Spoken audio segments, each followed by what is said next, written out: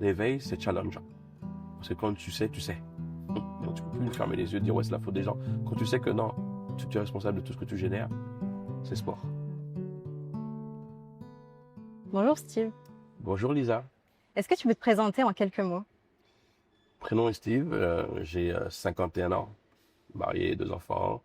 J'habite en République dominicaine et je dédie ma vie aujourd'hui à transmettre des enseignements sur l'entrepreneuriat spécifiquement, puisque je viens de là, et un parcours de vie qui me permet de, grâce à mes expériences et à ce que j'ai expérimenté, voilà, et bien de partager, de transmettre un certain savoir, on va dire. Comment décrirais-tu la personne que tu étais avant ta transformation? Je dirais une personne endormie, une personne qui avait un seul but, c'était l'argent, être riche, ne manquer de rien, être plus riche que son père, être mieux que son père aussi, euh, voilà, réussir sa vie, être à l'abri, créer des revenus passifs très, très jeune, à 35 ans, c'est ce que je voulais. J'étais quelqu'un qui n'aimait pas les gens. Quand je dis que je n'aimais pas les gens, c'est-à-dire que je ne voulais pas créer de relations proches avec les autres, être sur moi-même dans ma cabane, tranquille, qu'on m'emmerde pas. C'était un peu la personne que j'étais. Et puis qui a existé que moi, en fait. Tout le monde est con, puis sauf moi. À quel moment tu as pris conscience qu'un changement était nécessaire? Alors, j'ai pas pris conscience qu'un changement était nécessaire par moi-même. Autrement dit, comme je vois souvent des personnes qui sont à la recherche, parce qu'ils se posent la question, qui je suis, etc. J'ai pas eu, moi, cet appel comme cela. C'est en déménagement dans une ferme en République dominicaine en 2015, où j'ai pu, au contact de cette nature, avoir un éveil. J'appelle ça un éveil spirituel, parce qu'il y a une question qui m'est posée, euh, de, plutôt un message qui est d'aller vers les gens, de partager avec les gens, de parler avec les gens. Un message qui est complètement contraire à ce que j'ai l'habitude de faire. Et, euh, et de là le questionnement, mais pourquoi, d'où vient ce message? Et ensuite, ben, commencer à avoir une certaine guidance. Mais ce qui m'a toujours interpellé, c'est que c'était pas une recherche de ma part. C'est arrivé comme ça à ce moment-là. À ce moment-là de ma vie, j'étais bien. Ben, j'avais tout ce que je voulais. J'avais, j'avais envie de dire, j'avais réussi ce que je voulais créer. Donc tout allait bien en fait. J'étais pas dans un état de dépression ou enfin, un état où je me posais des questions. Qu'est-ce qu'il faut que je fasse? Rien ne va plus. Non, j'allais très très très bien. Enfin selon les critères d'avant. Et puis ce message qui arrive. Ok, on y va. On va parler avec les gens. On va partager avec les gens. Et c'est là où tout commence. Ce message est arrivé à ce moment-là pour dire ok, tu es prêt. Alors que pour moi, j'avais terminé. Eh bien, le message arrivait en disant maintenant tu es prêt. Aujourd'hui, je dis ça aujourd'hui avec le recul. C'était ok, tu es arrivé au bout de la première ligne. Maintenant, on commence à vivre finalement. J'étais en mode automatique, j'étais endormi, j'étais sur une vision très réductrice, genre voilà de l'argent et pour être bien et puis voilà quoi. Et finalement, quand j'ai l'argent pour être bien, mais c'est jamais assez, il faut aller chercher l'autre. J'étais comme l'hamster dans la roue, Mhm. je le voyais pas. Est-ce que tu es d'accord pour parler de ton passage du coup en prison ou pas? Ah, j'en parle. Pour Mhm. moi, ça fait partie aussi de l'expérience de cette vie antérieure. Qu'est-ce qui s'est passé pour toi à ce moment-là, à Alors, l'intérieur de toi? j'étais quelqu'un j'estimais que, j'estime toujours que j'avais, alors, avant, je disais, j'estime que j'ai de la chance. Moi, j'avais un ange gardien, donc plutôt tout ce que je faisais me réussissait, et même quand j'étais dans une situation qui paraissait être une crise ou un problème ou un truc à payer, j'avais pas l'argent ou une deadline ou peu importe, mais toujours au dernier moment la solution. Donc, j'avais créé cette habitude de me dire, bah, j'ai un ange gardien ou j'ai de la chance ou peu importe. Et c'est vrai que le jour de mon incarcération, enfin, le jour de mon arrestation plutôt, je me rappellerai toujours de cela. J'ai des policiers qui rentrent dans cette chambre, qui me passent les menottes, et pendant qu'ils sont en train de faire raconter ce qu'ils ont raconté, moi dans ma tête je me dis mais c'est pas normal, c'est bizarre. Normalement j'ai toujours de la chance. Pourquoi ça se passe en fait? Mais j'avais cette conviction, j'ai envie de dire cette foi que bah en fait ça allait bien se passer en fait.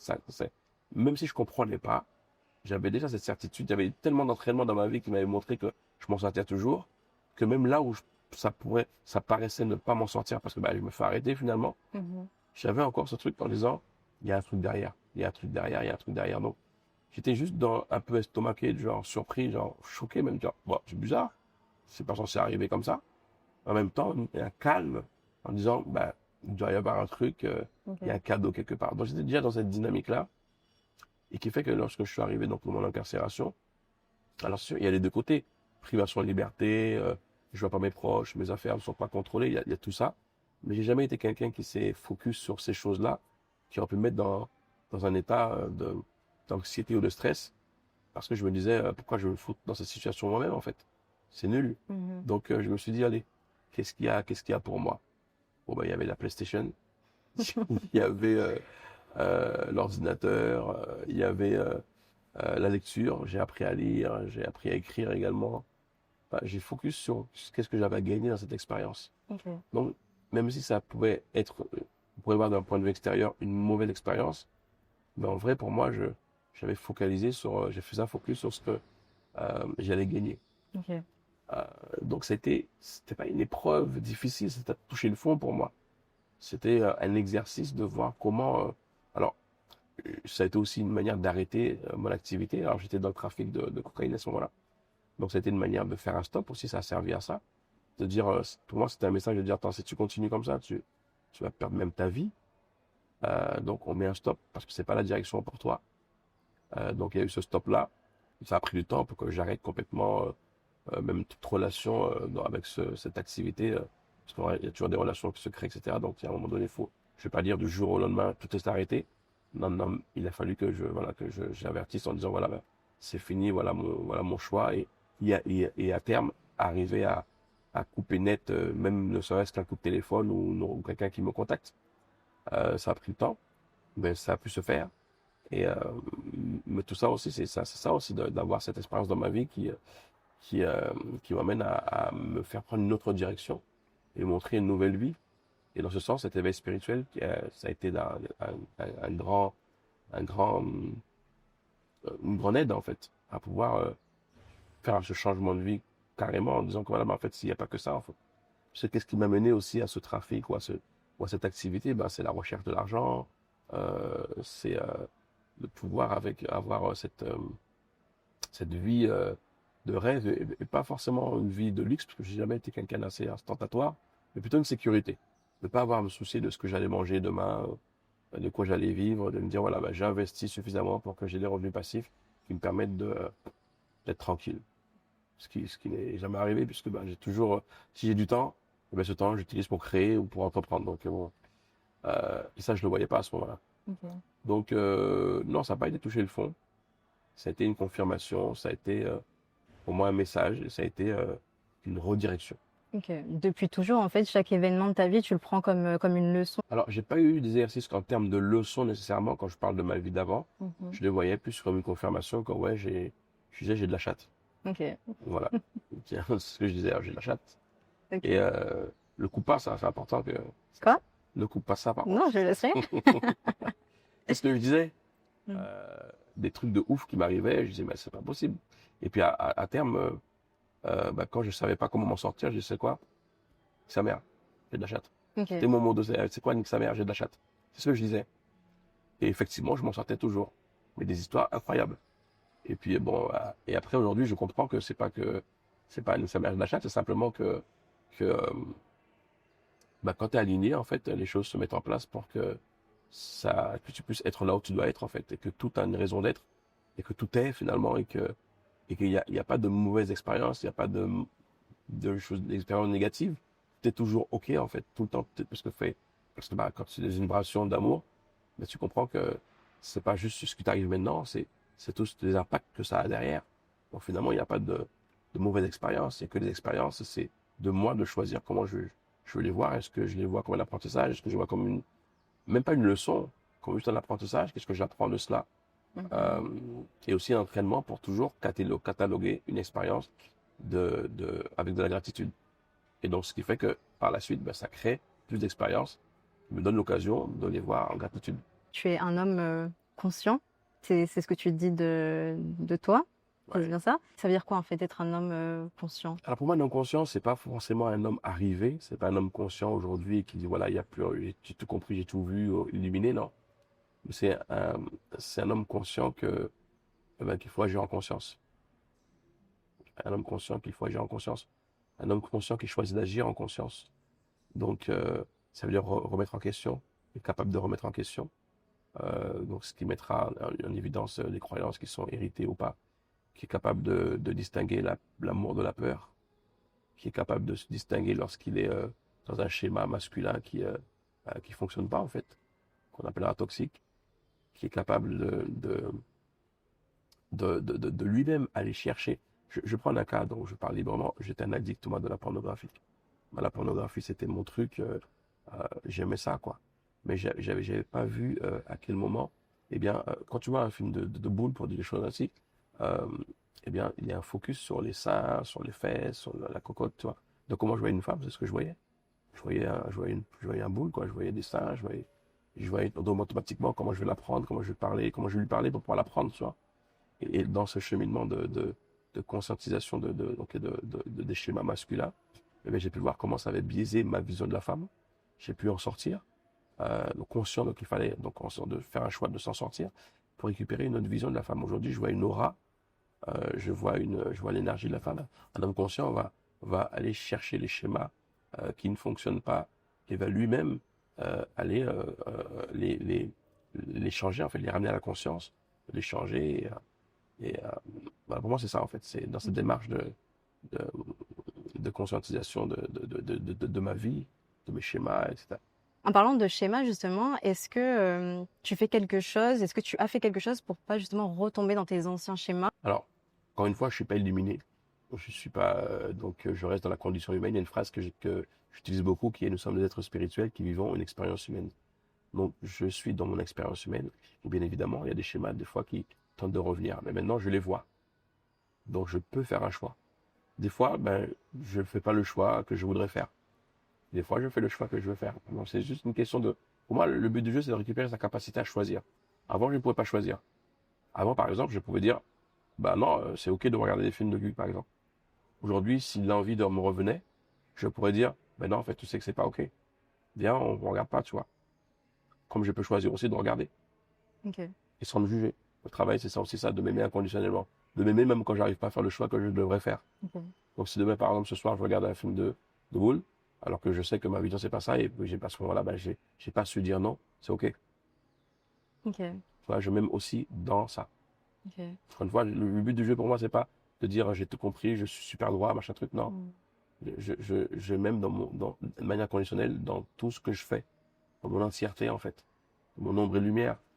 Et ça fait de moi ben, un être humain qui vit son expérience humaine comme tous.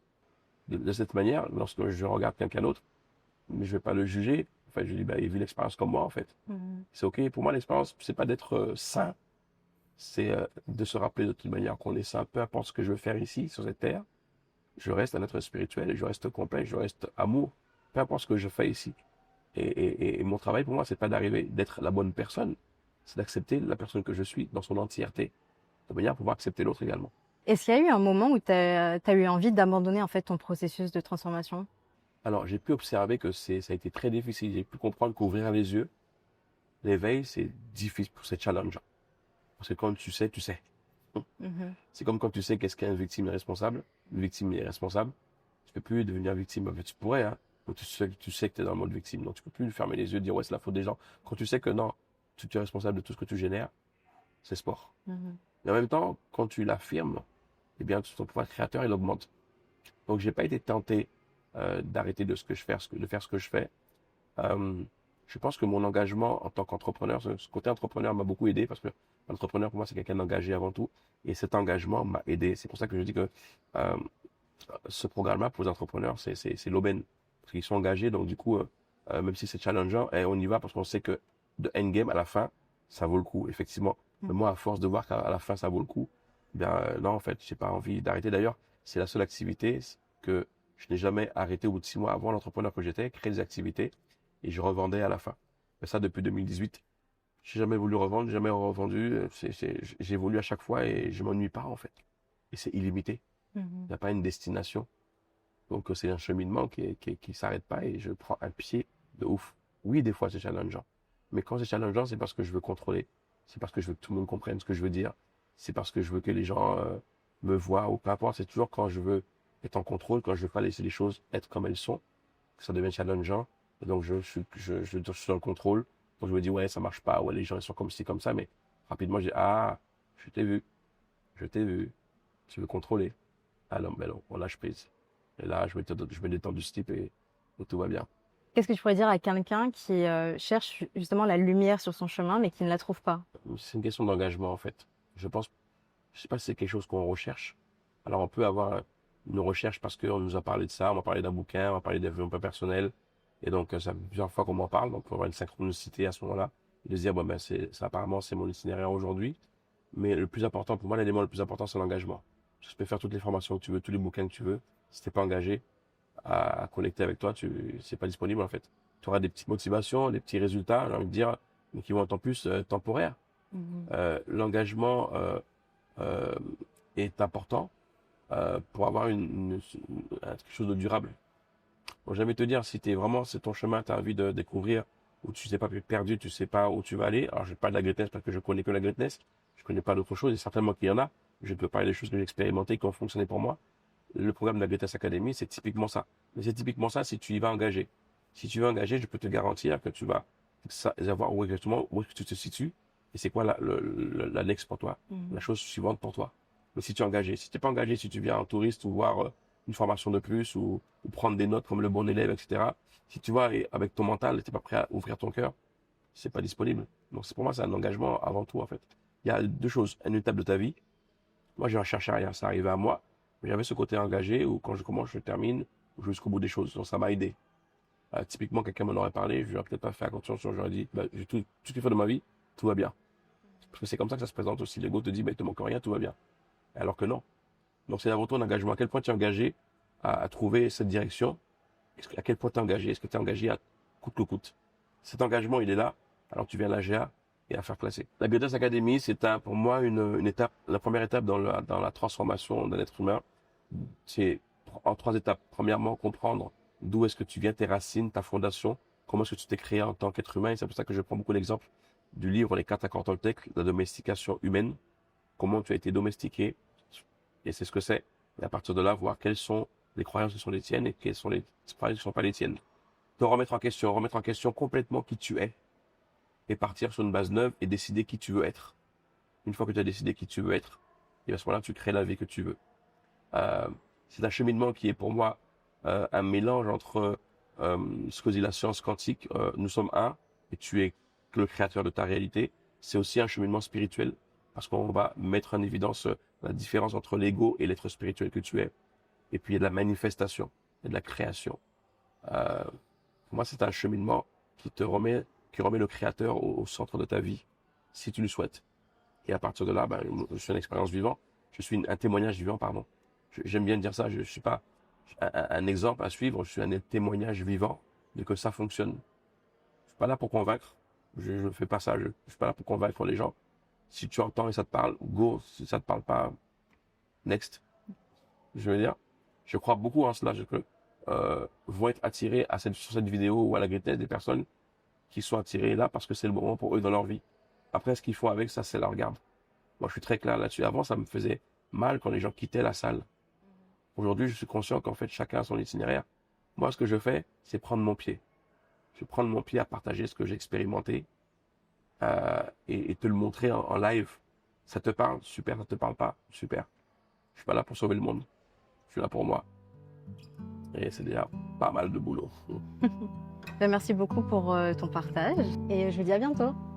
À bientôt. Merci À Lisa. bientôt, merci. Merci.